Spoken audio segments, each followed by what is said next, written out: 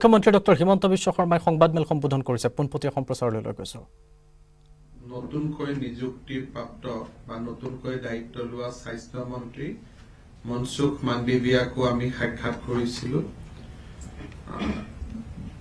Donor মন্ত্ৰী ডাঙৰীয়াক সাক্ষাৎ কৰিছিলো আজি আমাৰ বন আৰু পৰ্যাবৰণ মন্ত্ৰী ভূপেন্দ্ৰ সিং ডাঙৰীয়াক সাক্ষাৎ কৰিছিলো আৰু স্বাভাৱিকভাৱে আমাৰ অসমৰ মন্ত্ৰী সৰ্বানন্দ সোণোৱাল ডাঙৰীয়া আৰু ৰামেশ্বৰ তেলী ডাঙৰীয়াৰো বাসভৱনত গৈ তেওঁলোকক সৌজন্যমূলক সাক্ষাৎকাৰো কৰিছিলো এইবাৰ আমি প্ৰধানমন্ত্ৰী ডাঙৰীয়াক লগ কৰোঁতে দুটা বিষয়ৰ ওপৰত আমি গুৰুত্ব দিছিলো এটা হ'ল নামৰু ফাৰ্টিলাইজাৰৰ ৰিভাইটেলাইজেশ্যন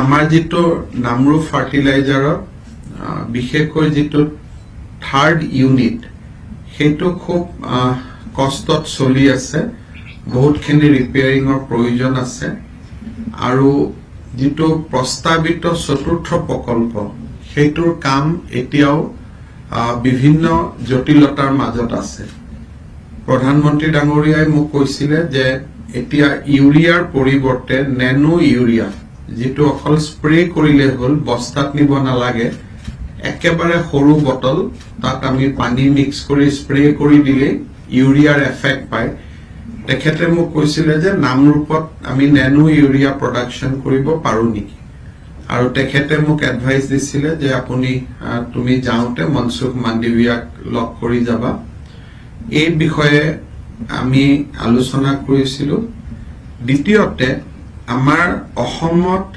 যেটো তেল উৎপাদন হয় ONGC আৰু অইলৰ মাজত এটা বহুত বেছি গ্যাপ আছে অইলে যিমানখিনি উৎপাদন কৰে ONGC সিমানখিনি উৎপাদন কৰিব নোৱাৰে তাৰ ফলত আমাৰ ৰয়েলটিৰো লছ হয় আৰু যেটো এফিচিয়েন্সি আহিব লাগে হেতু নাহে প্ৰধানমন্ত্ৰী ডাঙৰীয়াক এই বিষয়টো মই দৃষ্টি আকৰ্ষণ কৰিছিলো যে হয় ONGC তৈল ক্ষেত্ৰবিলাক অইল ইণ্ডিয়া লিমিটেডলৈকে দিয়া হওক নহলে ONGCৰ ভিতৰতে এটা স্পেচিয়েল অসমৰ কাৰণে যদি স্পেচিয়েল প্ৰজেক্ট ভেহিকল SPV এটা যদি বনাব পাৰি হেতু ক্ষেত্ৰত আমাৰ সুবিধা হ'ব এই বিষয়ে মই তেখেতৰ লগত কথা পাতিছিলো আৰু তেখেতে বিষয়বিলাকৰ ক্ষেত্ৰত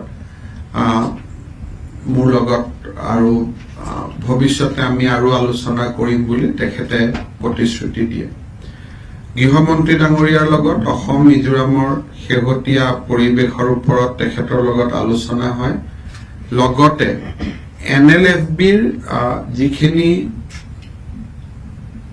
কেডাৰ জংগলত আছিলে তেওঁলোকেও উইথ ফুল আৰ্মছ এণ্ড এমুনেশ্যন তেওঁলোকে আমাৰ মেইন ষ্ট্ৰীমলৈকে ঘূৰি আহিছে আৰু আজিও এটা ডাঙৰ গ্ৰুপ এটা মেইন ষ্ট্ৰীমলৈকে ঘূৰি আহিছে আৰু এইখিনি সাৰেন্ডাৰৰ পিছত বা মেইন ষ্ট্ৰীমলৈ ঘূৰি অহাৰ পিছত মোৰ অৰ লেছ বড়ো যেটো আমি বুজাও যে বড়ো অঞ্চলত যেটো আমাৰ এটা সশস্ত্ৰ সংগ্ৰামৰ কথা আছিল হেতু সম্পূৰ্ণৰূপে শেষ হ'ল বুলি আমি ক'ব পাৰো এই বিষয়েও মই গৃহমন্ত্ৰী ডাঙৰীয়াৰ লগত আলাপ আলোচনা কৰো মুখ্যতঃ স্বাস্থ্য মন্ত্ৰীক লগ কৰোতে অসমক বেছিকৈ ভ্যাকচিন দিয়াৰ প্ৰয়োজনীয়তা ডোনাৰ মন্ত্ৰীৰ লগত বিভিন্ন টুৰিজিমৰ প্ৰকল্প আৰু ভূপেন্দ্ৰ যাদৱ ডাঙৰীয়াৰ লগত ফৰেষ্ট ক্লিয়াৰেন্স যিবিলাক আমি অসম মালাৰ ৰাস্তা আৰম্ভ কৰিছো তাৰ কাৰণে প্ৰয়োজন হ'ব পৰা ফৰেষ্ট ক্লিয়াৰেন্স এইবিলাকৰ বিষয়ে মুখ্যতঃ আলোচনা হয় আজি ৰাতি 8:30 বজাত মই অসমৰ MP সকলক সাক্ষাৎ কৰিম আৰু দলমত নিৰ্বিশেষে সকলো MP আজি মই ৰাতি মাতিছো আমি অলপ যিখিনি আমাৰ ইস্যু দিল্লীত থাকে ৰাজনীতিৰ ওপৰত থাকি সকলোৱে যাতে কালেক্টিভলি কাম কৰিব পাৰে তাৰ কাৰণে মই MP সকলক মাতিছো ৰাতি মই MP সকলক লগ পাম আৰু ৰাতিপুৱা মই গুৱাহাটীলৈকে ঘূৰি যায় তো মূলতঃ এইখিনিয়ে কথা আছিল আপোনালোকে যদি কিবা সুধিব খোজে সুধিব পাৰে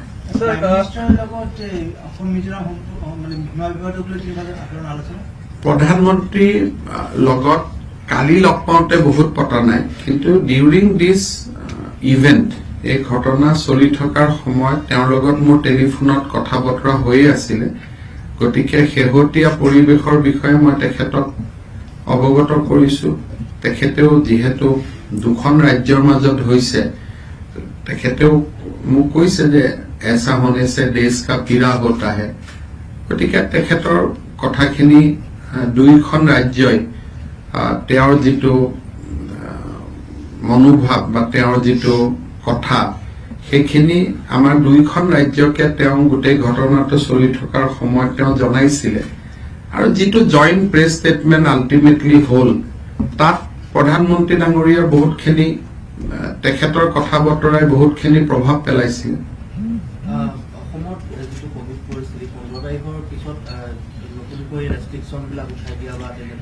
15 তাৰিখৰ পিছত ইণ্টাৰ ষ্টেট যেটো বেলেগটো আমাৰ ৰেষ্ট্ৰিকশন নাই এটা 5টা বজালৈকে আজি আমি দোকান পোহাৰ খুলি দিছো 15 আগষ্টৰ পিছত আমি চেষ্টা কৰিম যে 6 বজালৈকে দোকান পোহাৰ খুলি দিয়া তাৰ লগত ইণ্টাৰ ডিস্ট্ৰিক্ট মুভমেন্ট খিনি আমি আৰম্ভ কৰিম হয়তো এদিন ইভেন্ট গাড়ীবিলাক চলিব এদিন অড গাড়ীবিলাক চলিব গতিকে 16-17 তাৰিখৰ পৰা ইণ্টাৰ ডিস্ট্ৰিক্ট মুভমেন্ট খিনিও চলিব আৰু যদি 1 ছেপ্টেম্বৰলৈকে আমাৰ টোটেল কেছ 500 তললৈকে গুচি যায় বা আমি মিনিমাম 1.5 কোটি মানুহক যদি আমি ভ্যাকসিনেট কৰিব পাৰো তেতিয়ালে হয়তো এসময়ত আমি ফাইনাল ইয়াৰ ক্লাস বিলাক post graduate final degree final higher secondary final মেট্ৰিকৰ ফাইনেল এই কথাখিনি আমি অকনমান চিন্তা চৰ্চাৰ ভিতৰত আনিম Home Minister has said that to resolve the border conflict there should be give and take approach. Do you believe this? Do you support this stand? And if yes, what should be the way forward? Look, first of all, with Mizoram now, you need a span of peace because after such a heavy engagement, you need some time to actually to heal all the pains. After that, you need to start some confidence building measures from both the side. And then you will talk about some final resolutions. So I think both the governments are now talking and definitely both sides will work for peace and tranquility.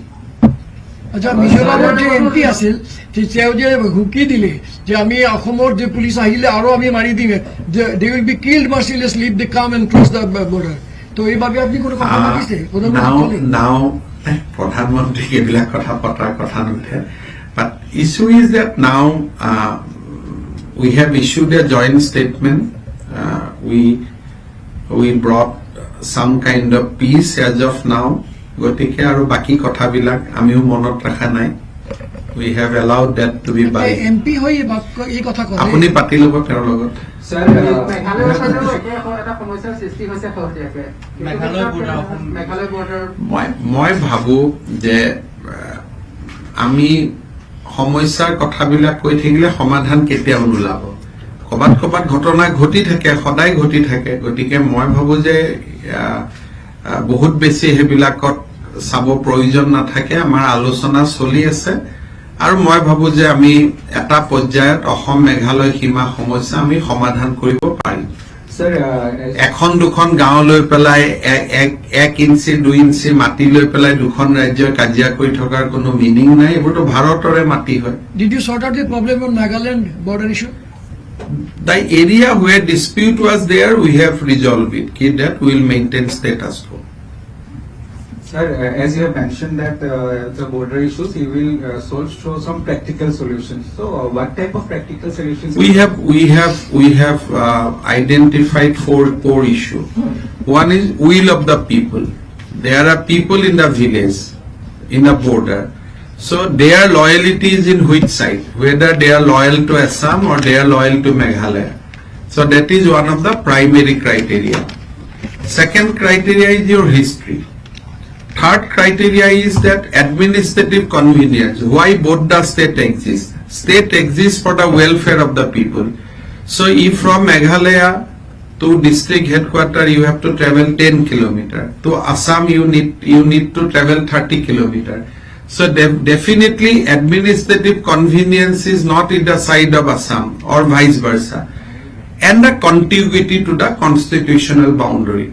So four broad criteria we have formulated, that historical perspective, contiguity, administrative convenience, and will of the people, which is the most important. So, sir, historically, they are not. They are saying that they are not going to leave the land. In front of me, they have not said. And we do not want anybody to leave the land. Assam has no claim over any land.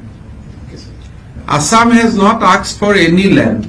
So we are not asking for any land, and it is not question of them leaving the land, because we never in our history we have asked for any land from our border state.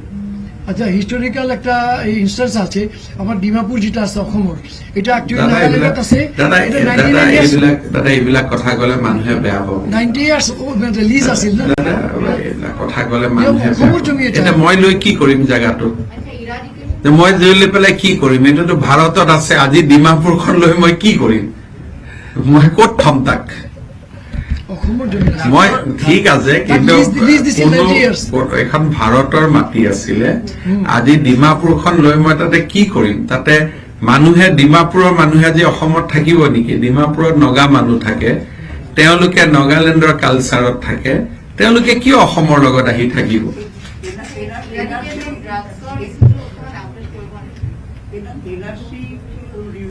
After pandemic, so we have requested Supreme Court of India, I have instructed my advocate that whenever NRC issue comes, you request Supreme Court or any bans that Assam government is not, during the pandemic we do not want to discuss NRC, so let pandemic over, then we'll discuss all these issues. What about CAA? আপুনি যেতিয়াই দিল্লীত আহে তেতিয়া national security adviser Ajit ডোভালক সাক্ষাৎ কৰে। আজিও আপুনি চাগে কৰিছে। যোৱা বিগত 2 মাহৰ ভিতৰত 3বাৰ সাক্ষাৎ কৰিলে। বিষয়বস্তু কি? এজেণ্ডা মই যেতিয়া